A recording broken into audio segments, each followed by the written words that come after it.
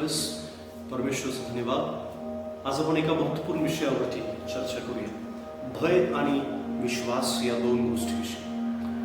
भय आणि विश्वास या दोन्ही गोष्टी अशा गोष्टीवर आपल्याला विश्वास ठेवायला सांगतात जे आपल्याला दिसू शकत नाहीत।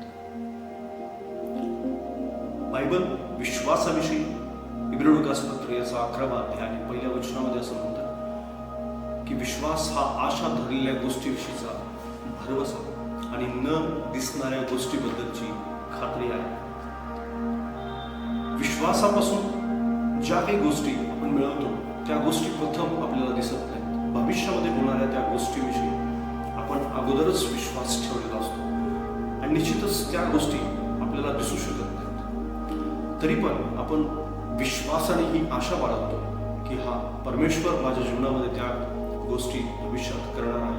येणाऱ्या दिवसामध्ये परमेश्वर मला त्या गोष्टीने आशीर्वादित करेल। माझ्या जीवनामध्ये त्या घटना घडतील ज्या विश्वासानं, ज्या गोष्टीवर मी परमेश्वरावर विश्वास ठेवले त्या गोष्टी सतत माझ्या जीवनात घडून येतील आणि तोच विश्वास आपल्यासाठी न दिसणाऱ्या गोष्टीबद्दलची खात्री बनतो। तशाच प्रकारे भय सुद्धा जे आज आपल्याला दिसू शकत नाही पण भविष्यामध्ये येणाऱ्या धोक्यांपासून, वेगवेगळ्या प्रकारच्या अशा गोष्टी ज्या तुमच्या आणि माझ्या जीवनाच्या बाबतीत होत असतात त्या गोष्टीच्या बाबतीत एक भय आपल्या जीवनामध्ये सतत असतं आणि ते भय आपल्याला आपल्या जीवनासाठी पाशरूप सुद्धा बनू शकतं। कारण निचूत्रे याचा 29वा अध्याय आणि त्याच्या 25व्या वचनामध्ये असं लिहिलेलं आहे,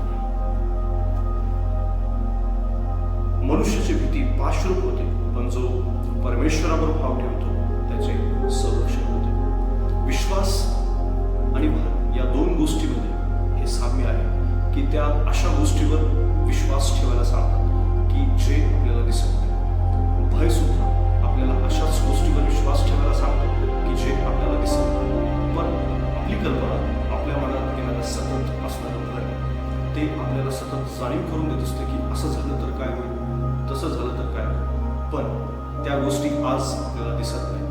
पण जर समजा भयाची जागा विश्वासाने घेतली तर निश्चितच तुमच्या आणि माझ्यासाठी एक उत्कृष्ट अशा प्रकारचं देवाचं महान काम आपण पाहू शकतो। तुमच्या मनामध्ये जर भय असेल तर त्याची जागा विश्वासाने भरून टाका, कारण भय एक दिवस पाशरूप बनणार आणि त्याच गोष्टी भविष्यामध्ये घडताना तुम्हाला पाहायला मिळते जे तुमच्या मनामध्ये आहे। तुमच्या मनामध्ये भय आहे की विश्वास?